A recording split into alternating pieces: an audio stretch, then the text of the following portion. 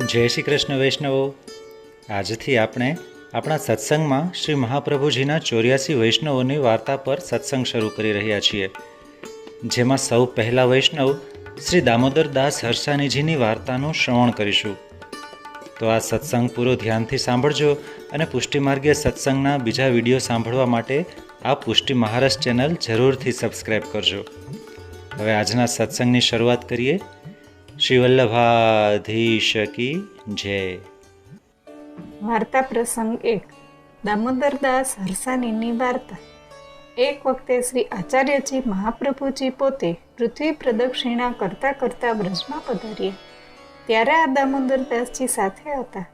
તેમને પોતે વહાલપણામાં દમલા કહીને બોલાવતા અને વળી કહેતા તે દમલા તેરે લીએ યહ માર્ગ પ્રગટ કિયો હૈ।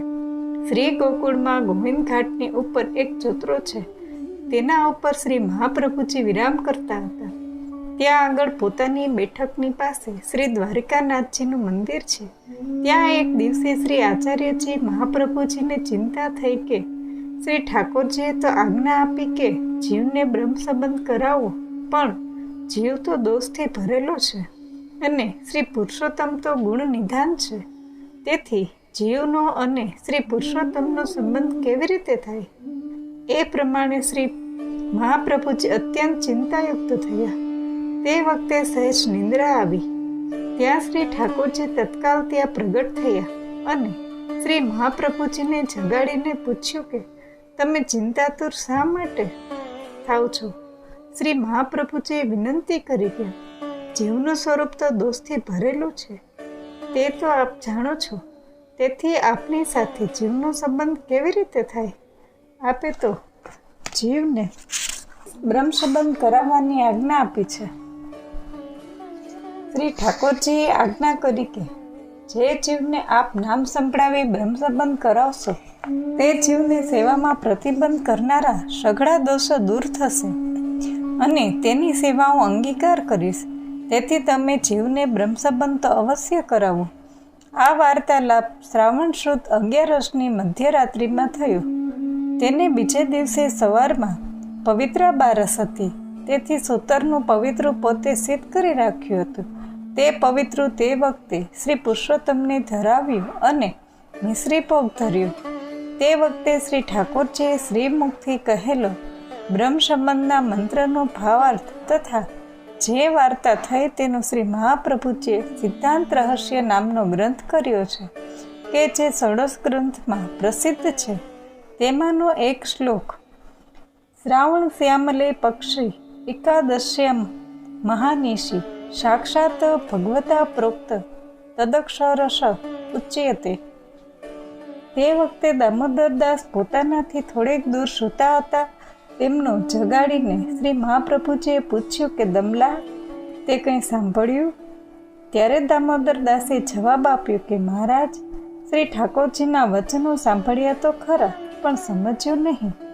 ત્યારે શ્રી મહાપ્રભુજીએ કહ્યું, શ્રી ઠાકોરજીએ આજ્ઞા આપી કે તમે જે જીવને બ્રહ્મ સંબંધ કરાવશો તેનો હું અંગીકાર કરીશ અને તેની સેવામાં પ્રતિબંધ કરનારા સઘળા દોષો દૂર થશે, તેથી બ્રહ્મ સંબંધ અવશ્ય કરવો।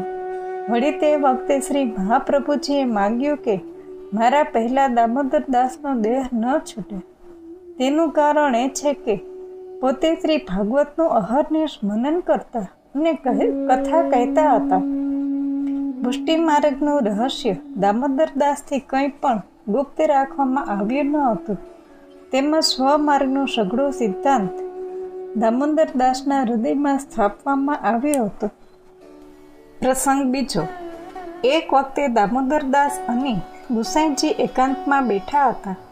ત્યારે શ્રી ગુસાઈજીએ દામોદરદાસજીને પૂછ્યું કે તમે શ્રી આચાર્યજી મહાપ્રભુજીને કેવા સ્વરૂપથી જાણો છો? દામોદરદાસે કહ્યું કે હું તો શ્રી આચાર્યજી મહાપ્રભુજીને સંસારમાં સઘળાથી મોટા, જેને જગદીશ કહે છે, અગર તો જેને શ્રી ઠાકોરજી કહે છે કે તેમનાથી એમને અધિક જાણું છું। શ્રી ગુસાઈજીએ પૂછ્યું, તમે આવું શા માટે કહો છો? શ્રી ઠાકોરજી તો મોટા છે। દામોદરદાસે શ્રી ગુસાઈજીને કહ્યું કે મહારાજ, દાન મોટું કે દાતા મોટો? કોઈની પાસે પુષ્કળ દ્રવ્ય હોય તો તે શા કામનું? જે આપે તેનું ધન જાણીએ. શ્રી આચાર્યજી મહાપ્રભુજીનું સર્વસ્વ ધન શ્રીનાથજી છે. તેનું તેમણે અમને જીવોને પોતે દાન કર્યું.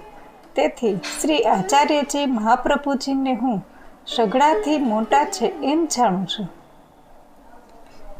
પ્રસંગ ત્રીજો. એક વખત શ્રી ગુસાઈજી પોતે બેઠકમાં બેઠા હતા. તે વખતે દામોદરદાસ ત્યાં આવ્યા. ત્યારે શ્રી ગુસાઈજીએ તેમનું બહુ જ આદર સન્માન કર્યું. દામોદરદાસ દંડવત પ્રણામ કરીને બેઠા. તે વખતે 2-4 વૈષ્ણવ શ્રી ગુસાઈજીની પાસે હસવા ખેલવા માટે બેઠા હતા. આપ તે વૈષ્ણવોની સાથે પુષ્કળ આનંદથી હસી ઠઠ્ઠા અને ખેલની વાર્તા કરતા હતા. ત્યારે શ્રી ગુસાઈજીને દામોદરદાસે કહ્યું, મહારાજ, આપણો માર્ગ નિશ્ચિતતાનો નથી. આ માર્ગ તો અતિ કલેશાતુરતાનો છે. ત્યારે શ્રી ગુસાઈજીએ કહ્યું કે તમને ધન્ય છે, તમે સાચી વાત કહો છો. પણ મને તો જ્યારે શ્રી મહાપ્રભુજીની કૃપા થશે ત્યારે ક્લેશાતુરતા થશે. આ માર્ગમાં પ્રવૃત્તિ તો શ્રી મહાપ્રભુજીની કૃપા વિના ન હોઈ શકે. દામોદરદાસે દંડવત કરી વિનંતી કરી કહ્યું, મારે તો આપને વિનંતી કરવી હતી. તે કરી પછી તો આપ પ્રભુ છો. સારું જાણતા હશો તે જ કરશો. પણ આ માર્ગ તો તાપ કલેશનો છે. ત્યારે શ્રી ગુસાઈજીએ પ્રસન્ન થઈ કહ્યું, મને આ વાર્તા શ્રી મહાપ્રભુજીએ તમારા દ્વારા કહી. તમને ના કહો તો બીજું કોણ કહેશે? તમને દેખું છું ત્યારે મારું મન ઘણું પ્રસન્ન રહે છે. તમે તો શ્રી આચાર્યજીના સેવકનો ધર્મ જાણીને શિક્ષાની વાર્તા કહો છો. તે દિવસથી શ્રી ગુસાઈજી દામોદરદાસની શિક્ષા માનતા હતા. તેથી મોટા તે મોટા. વાર્તા પ્રસંગ 4. શ્રી આચાર્યજીએ શ્રી ઠાકોરજી પાસે વચન માંગ્યું હતું કે મારા પહેલાં દામોદરદાસનો દેહ ન છૂટે. તેનો હેતુ એવો હતો કે શ્રી મહાપ્રભુજીએ પોતે મનમાં સંન્યાસ ગ્રહણ કરવાનો વિચાર કર્યો હતો. તે વખતે શ્રી ગોપીનાથજી અને શ્રી ગુસાઈજી બંને ભાઈ બાળક હતા. તેથી માર્ગની વાર્તા શ્રી આચાર્યજીએ દામોદરદાસને સમજાવીને તેમના હૃદયમાં સ્થાપી હતી. અને દામોદરદાસ સઘળા બાળકોને શીખવાડશે એવું વિચારીને કેટલાક દિવસ પછી શ્રી આચાર્યજીએ સંન્યાસ ગ્રહણ કર્યું. થોડા દિવસ પછી શ્રી ગુસાઈજીએ શ્રી અક્કાજીને પૂછ્યું કે માતાજી, શ્રી મહાપ્રભુજીએ આ માર્ગ તો પ્રગટ કર્યું, પણ તેમાં ઉત્સવનો 100 પ્રકાર છે. તે તો અમે જાણતા નથી. ત્યારે શ્રી અક્કાજીએ કહ્યું, માર્ગ તથા ઉત્સવનો પ્રકાર શ્રી મહાપ્રભુજીએ દામોદરદાસને કહ્યો છે. માટે તેમને તમે પૂછજો અને તમને તે કહેશે. તેથી શ્રી ગુસાઈજી દામોદરદાસને ઘેર પધાર્યા. ત્યારે દામોદરદાસે બહુ સન્માન કરી ભક્તિભાવથી ઘરમાં પધરાવ્યું. પછી શ્રી ગુસાઈજીએ ઉત્સવનો પ્રકાર પૂછ્યો. એ સઘળું સમજાવીને દામોદરદાસે કહ્યું. પ્રસંગ 5. એક વખત દામોદરદાસના પિતાનું શ્રાદ્ધ હતું. તેથી તે દિવસે શ્રી ગુસાઈજી તેમને ઘેર પધાર્યા ને શ્રાદ્ધ કરાવી આપ્યું. પછી ઉત્થાપનના સમયે જ્યારે દામોદરદાસ દર્શન કરવા આવ્યા ત્યારે શ્રી ગુસાઈજીએ શ્રાદ્ધ કરાવ્યાની દક્ષિણા માંગી. ત્યારે દામોદરદાસે દક્ષિણામાં સિદ્ધાંત રહસ્ય ગ્રંથના 1.5 શ્લોકની વાર્તા કહી. શ્રી ગુસાઈજીએ તેથી વધારે કહેવાનું કહ્યું. ત્યારે દામોદરદાસે કહ્યું કે મેં તો એટલો જ સંકલ્પ કર્યો હતો. ફરીથી શ્રી ગુસાઈજી બોલ્યા નહીં. પછી દામોદરદાસે સ્વમાર્ગની પ્રણાલિકા આપની આગળ કહી અને શ્રી ભાગવતની ટીકા, શ્રી સુબોધિનીજી તથા શ્રી આચાર્યજી મહાપ્રભુજીના ગ્રંથની ટીકા અને રહસ્ય વાર્તા જેટલી શ્રી મહાપ્રભુજીએ દામોદરદાસને કહી હતી તેટલી બધી શ્રી ગુસાઈજીની આગળ કહી સંભળાવી. ત્યાર પછી શ્રી ગુસાઈજી દામોદરદાસજીને દંડવત કરવા ન દેતા. કારણ કે શ્રી આચાર્યજી મહાપ્રભુજીનું સ્વરૂપ સદા સર્વદા દામોદરદાસના હૃદયમાં બિરાજમાન છે. માટે દંડવત ન કરવા દેતા, તેમ પોતાનું ચરણોદક પણ આપતા નહીં. પણ મહાપ્રભુજીએ દામોદર દાસને દર્શન આપીને આજ્ઞા કરી કે શ્રી ગુસાઈજીનું ચરણોદક નિત્ય લેજે. તેથી દામોદર દાસે પ્રાતઃકાલમાં શ્રી ગુસાઈજીની પાસે આવી ચરણોદક માંગ્યું. ત્યારે શ્રી ગુસાઈજીએ ના પાડી.